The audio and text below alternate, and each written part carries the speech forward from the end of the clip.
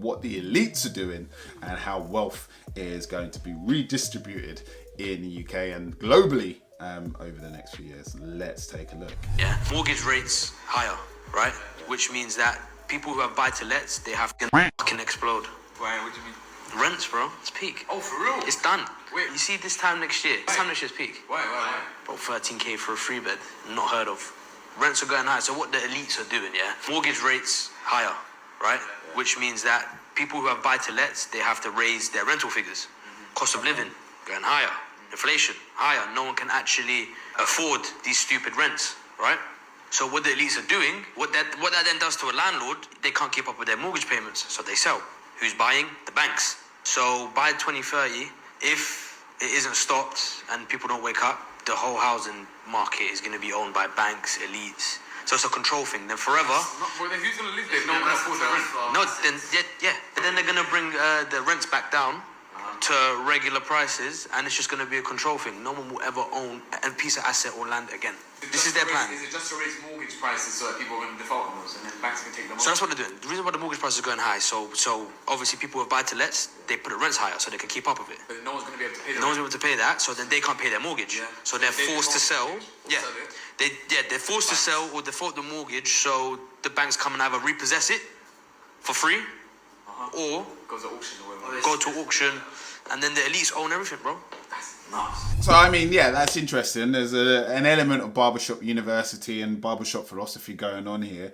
But yeah, no, he has some interesting points about elites. So I don't think that there's like this group, this committee of elites sitting around like a round table doing finger pyramids and saying, okay, like how can we control everything? I don't think that's happening. But if we look at the situation in the UK over the past like 24 months, and what happened with mortgage rates and what happened with the cost of living and how rents and mortgages went up. That was, you know, if you want to boil it down to its nuts and bolts, that was as a result of elites. It was as a result of Liz Truss and Kwasi Kwarteng and their mini budget that was designed to, you know, part of that was really to cut taxes, okay, and stimulate spending in the economy. And the thing with that is that we have gone through 15 years, 16 years since 2008. Like, a lot of what we're going through right now, okay, as it relates to the cost of living crisis, as it relates to high interest rates, inflation, etc.,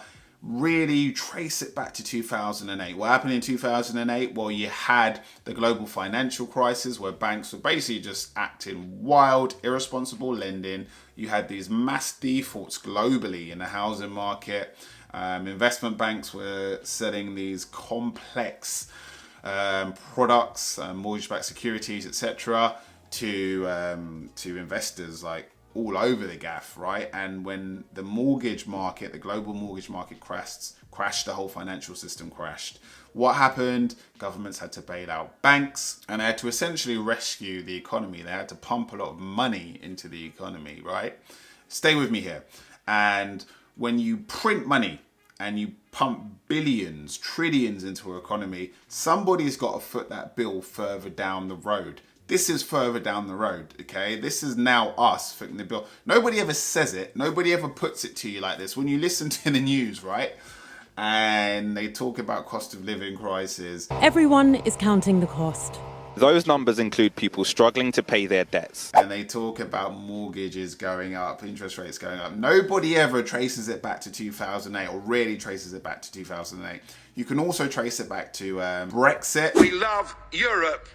We just hate the European Union. We're going to wave you goodbye. Brexit put us in a terrible, terrible, terrible position. Our economy has shrunk. You can't argue with the data, okay?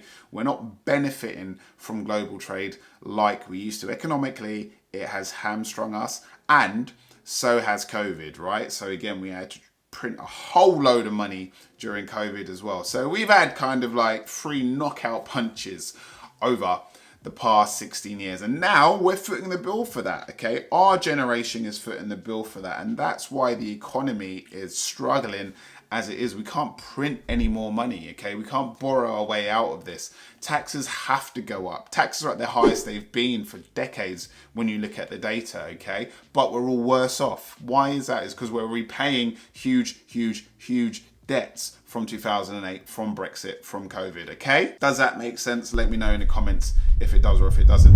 Thank you for watching. This year I'm making a video every month to answer any questions that you have for me. So whether you want to know whether you should invest in a limited company or in your own name, whether you should buy a flat or a house, what is the best way to get started in property, or who my barber is, just let me know. You can ask me in the comment section below, on Instagram, on TikTok, and I'll make a video dedicated to your questions. Like and subscribe, and thanks for watching.